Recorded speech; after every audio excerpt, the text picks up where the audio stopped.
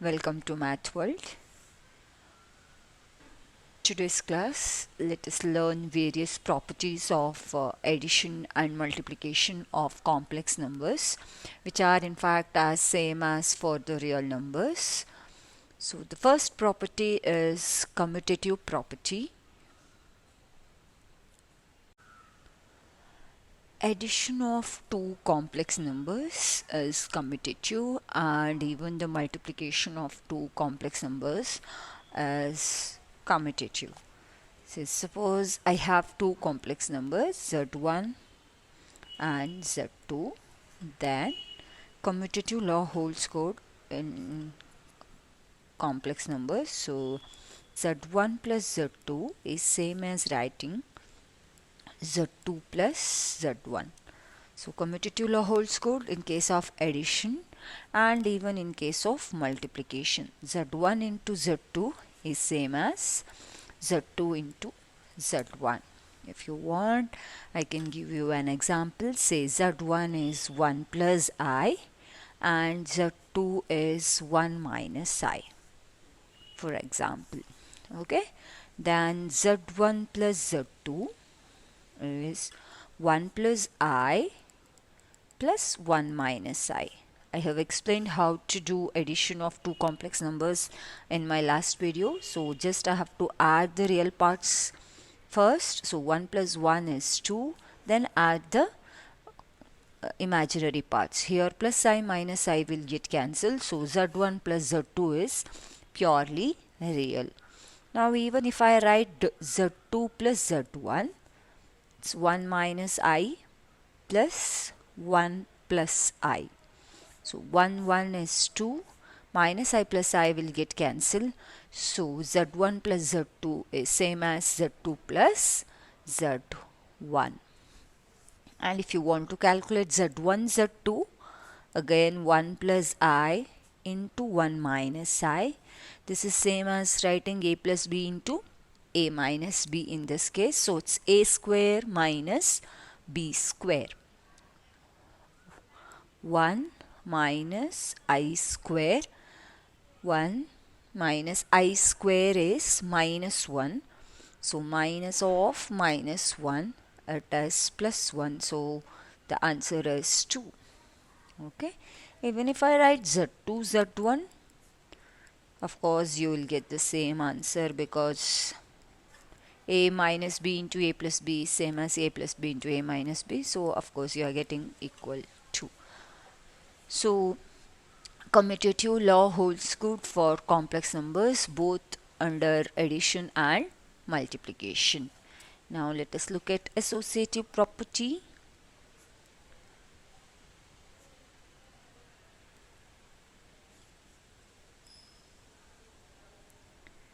If I have three complex numbers z1, z2, z3, then even associative property, associative law is true under addition and multiplication for complex numbers. So z1 plus z2 plus z3 is same as writing z1 plus z2 plus z3. Associative property holds good under addition and even under multiplication. z1 into z2 into z3 is same as writing z1 into z2 z3. Okay, you can cross check with this example only. Suppose z1 is 1 plus I, z2 is 1 minus I, and z3 is 2 plus 3i. z1 plus z2 plus z3, okay, is 1 plus I plus 1 minus I plus 2 plus 3i. This I have already calculated, so it is 2 plus 3i. Add the real parts together, so it's 4 plus 3i. It is z1 plus z2 plus z3. Now z1 plus z2 plus z3. Okay, z1 is 1 plus I plus z2 is 1 minus I plus z3 is 2 plus 3I. 1 plus I, keep it as it is, and this one add the real parts. 1 plus 2 is 3, then the imaginary parts 3I minus I, so it's 2I. 1 plus 3 is 4, then I minus 2I is minus I. Sorry, it must be plus. 3I minus 2I is plus 2I, so that it will be 3I. Okay, so Z1 plus Z2 plus Z3 is same as Z1 plus Z2 plus Z3. So associative law holds good under addition. Now under multiplication, Z1 into Z2 into Z3 is 1 plus I into 1 minus I into Z3 is 2 plus 3I. Z1 into Z2 I have already calculated, it is 2, right? So 2 into 2 plus 3I. When you are multiplying by a number or purely real number, then you have to multiply for both. Okay, so 2 into 2 is 4, 2 into 3I is 6I. Now let us calculate Z1 into Z2, Z3. Okay, Z1 is 1 plus I, Z2 is 1 minus I, and Z3 is 2 plus 3I. Okay, we'll do this first. Keep this as it is. 1 into 2 is 2. 1 plus 3I, 1 into 3I is 3I minus 2I minus 3I square minus I into plus 3I. Okay, now 2, 3I minus 2I is I square is minus 1, minus 1 into minus 3 becomes plus 3. So, 1 plus I into 5 plus I. So, 1 into 5, 1 into I into 5, I into I. So 5 plus 6I minus 1. I square is minus 1. So 4 plus 6I. Okay. So even associative law holds good for complex numbers multiplication. Okay. Now what happens if I take Z1 into Z2 plus Z3? Is multiplication distributes over addition, or addition distributes over multiplication? That we have to check. Is it same as writing Z1 Z2 plus Z1 Z3? Okay, I'll take same example just to make the calculation faster. Okay, Z1 was 1 plus I, right? And Z2 plus Z3 is 1 minus I plus 2 plus 3I. 2 plus 3I. Okay, I'm just taking the left hand side. Now 1 plus I, this is 1 plus 2 is 3, minus I plus 3I is plus 2I. Okay, now this is 1 into 3 is 3, 1 into 2I, I into 3, I into 2I square. So it's 3 plus 5I minus 2, because I square is minus 1. So it's 1 plus 5I. Okay, let me take a right hand side now. It's Z1 Z2 plus z1 z3. So for that, z1 is 1 plus I into 1 minus I plus 1 plus I into 2 plus 3I. Thus we know it's 2 plus 1 into 2 is 2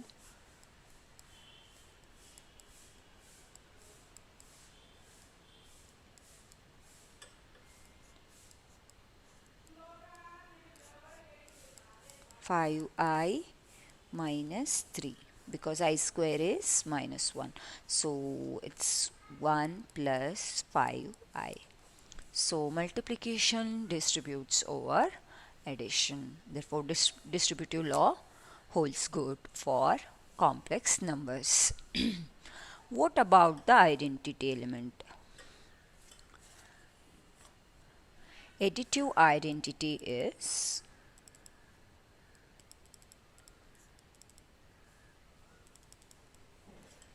0.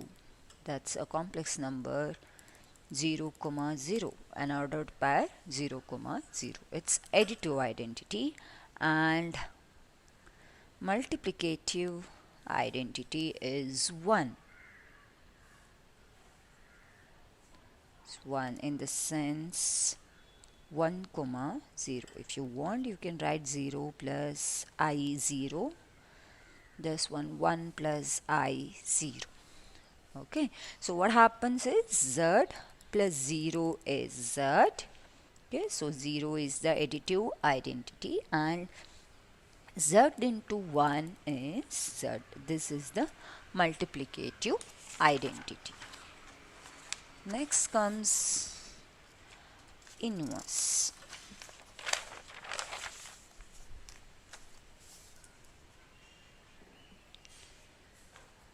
For a complex number z written in terms of an ordered pair, there is an additive inverse. There exists an additive inverse, okay, written like minus z, which is nothing but minus x comma minus y, which satisfies the equation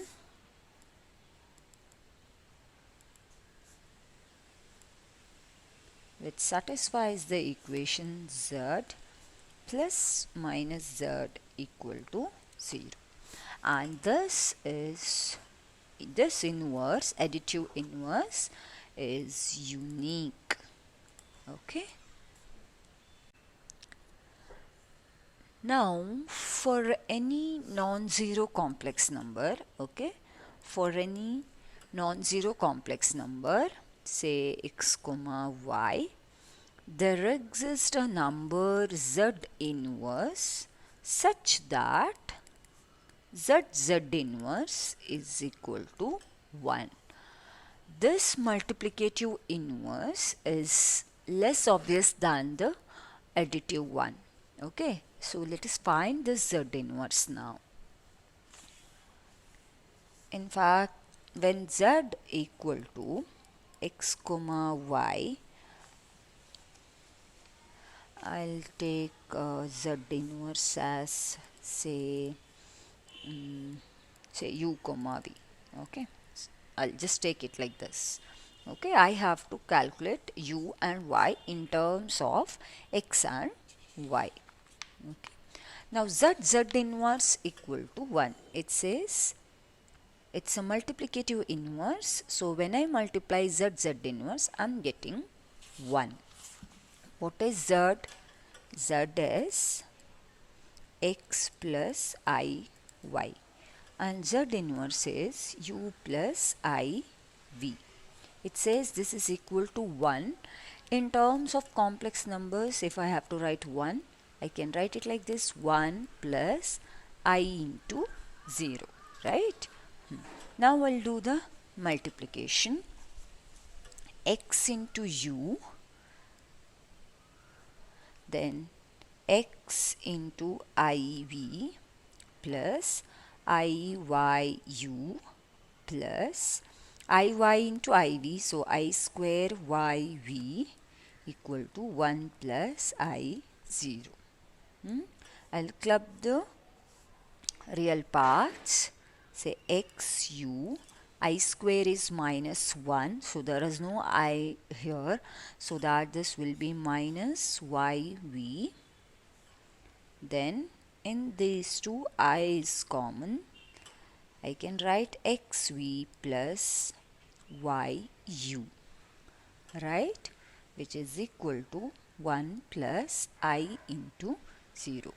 When I'm saying two complex numbers are equal, it means that the real part of one complex number is same as the real part of another one, and the imaginary part of the one complex number is same as the imaginary part of the other complex number. So when this is true, it just implies that this real part is equal to 1 and the imaginary part is equal to 0.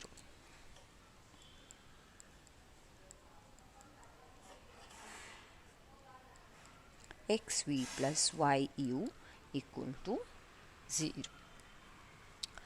When you take this, see, these two are the simultaneous equations. Now what I want z inverse, in the sense I want u and v in terms of x and y, right? So when this is true, when you take this, xv equal to minus, I'm sorry, this is 1, I'm so sorry, this must be equal to 1 because real part is equal to this. Okay, yeah, here the right hand side is 0, so I can write xv equal to yu and v equal to minus yu by x. I got v, right? I got v. Now I'll substitute this v in this. It's nothing but solving two simultaneous equations. Okay. xu minus yv equal to 1 and I got v equal to minus yu by x. I'm substituting this value over here. xu minus y minus uy by x equal to 1. Now take LCM as x, so that this will be x square u minus into minus plus u y square by x equal to 1, right? So I can take u common over here, so that this will be x square plus y square. I'll take this x over here, so that this will be equal to x. Therefore u equal to x by x square plus y square. Okay, I got u in terms of x and y. What about v, right? V is minus uy by x, right? So I'll just substitute the value of u over here. Minus y by x I'll keep as it is, and the value of u is x by x square plus y square. Get cancels, x get cancelled. So the value of v is minus y by x square plus y square. So I got the value of z inverse. Z inverse is x by x square plus y square, comma, minus y by x square plus y square. If z is x comma y, an ordered pair x comma y, then z inverse is x by x square plus y square, comma, minus y by x square plus y square. Obviously z should not be equal to 0. Okay, a multiplicative inverse exists when complex number is not equal to 0, when z equal to 0. In fact, when z equal to 0, this x square plus y square becomes 0, and this is not permitted. Okay, yeah. Now let us go to some problems. Show that real part of, it's written like this, re dot iz. It means real part of iz is same as negative of imaginary part of z. Okay. How to prove this? Let us take z as x plus I y. I want to show real part of iz is same as minus imaginary part of z. So first I have to find real part of I into z. For that I need iz. So iz equal to I into x plus I y.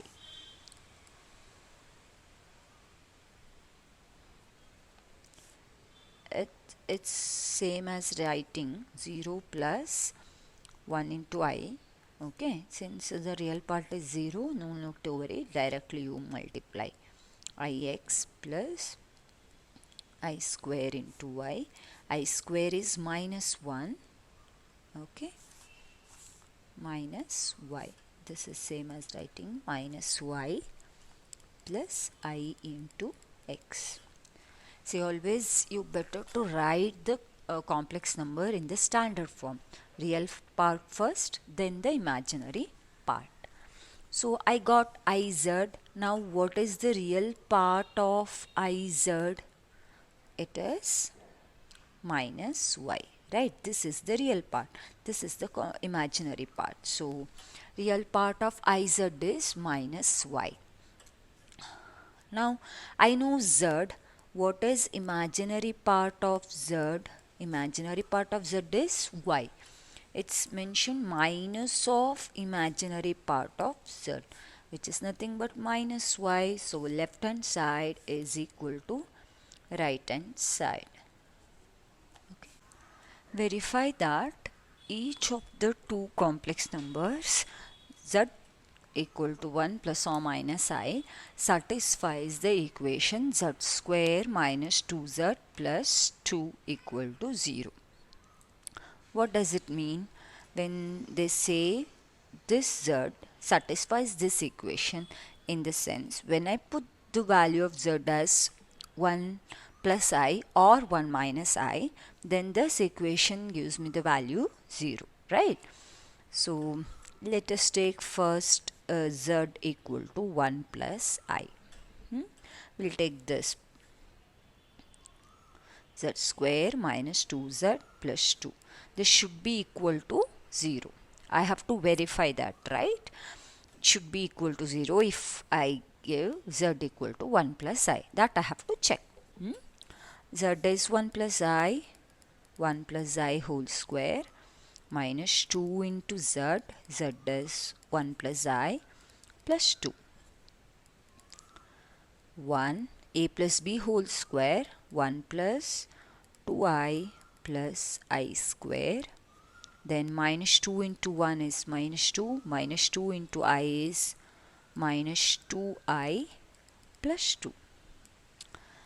Now plus 2i and minus 2i will get cancelled. Plus 2 minus 2 will get cancelled. Then 1 plus, oh, I square is minus 1. So this is giving me the value 0. So this z equal to 1 plus I satisfies the given equation. You can try with z equal to 1 minus I. You try by yourself. Okay. Now I'll take one more. Use minus 1 equal to minus 1 comma 0 and z equal to x comma y to show that minus 1 into z equal to minus z. Okay, let me take the left hand side. That's minus 1 into z. What is minus 1? See, if they mention it like this, in the sense you have to write the complex numbers in terms of an ordered pair only. You are not supposed to write it as x plus iy for z and minus 1 for this. Okay, you need to write it in terms of an ordered pair only, and you have to solve it by that only. Okay, so now this is two complex numbers are multiplied here. So in the sense, minus 1 comma 0 into x comma y. I hope you remember I mentioned when the complex numbers are written like this, x1 comma y1 and x2 comma y2 in terms of an ordered pair, then z1 z2 is nothing but x1 x2 minus y1 y2 comma x1 y2 plus y1 x2. This I have mentioned in my last class. So same thing in point form they have written, so same thing I'm applying over here. So x1 x2 minus y1 y2 is the real part. x1 x2 minus y1 y2, since it's 0 I'm getting 0, so no problem. Then x1 y2 is minus y plus y1 x2, since this is 0 I'm getting this, right? So this is, in fact it is same as writing minus of x comma y. What is x comma y? X comma y is z, so minus z.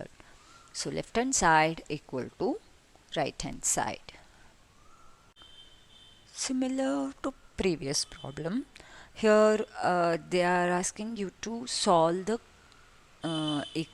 quadratic equation in z, where z is written in terms of point form. Okay, you need to solve this by writing like this. Now we'll take the left hand we'll take this expression and we'll solve. Okay, x comma y into x comma y plus x comma y plus 1 comma 0 equal to 0 comma 0. Now the same formula for this too. x1 x2 minus y1 y2 comma x1 y2 plus y1 x2.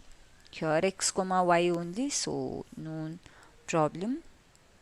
X comma y 1 comma 0 and 0 comma 0. So you got this expression, so you can simplify further. You can add all the real parts together. X square minus y square plus x plus 1. Take up the real parts of all the term, comma, then this xy 2xy, xy plus xy is 2xy plus y plus 0 is 0 only, so 0 comma 0.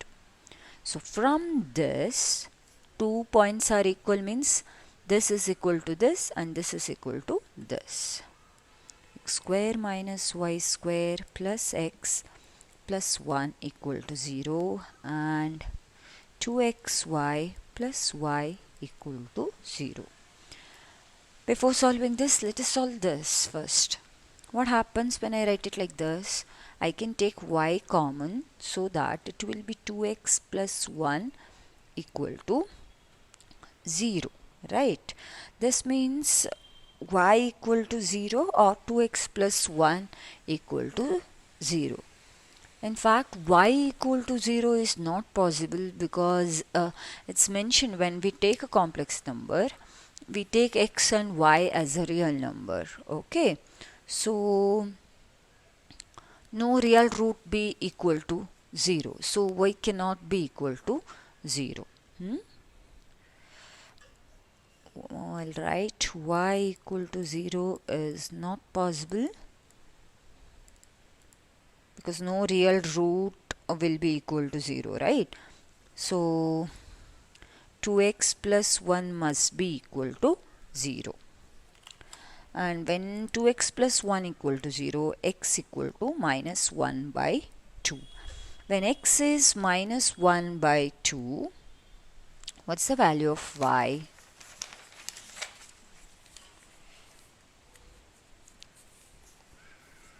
It's x square. First equation is x square minus y square plus x plus 1 equal to 0, right? I got x equal to minus 1 by 2. Just substitute over here. Minus 1 by 2 whole square, it's 1 by 4, minus y square minus 1 by 2 plus 1 equal to 0. So 1 by 4 minus 1 by 2 plus 1 equal to y square, and y square equal to 3 by 4. So y equal to plus or minus root 3 by 2. So I got the values for x and y. X is minus 1 by 2 and y is plus or minus root 3 by 2. You can write z equal to minus 1 by 2 comma plus or minus root 3 by 2. That's all. That's what asked. Solve for z, right? So you got the value for z. So in my next video, I'll be discussing few more properties of complex numbers along with some problems. Thank you.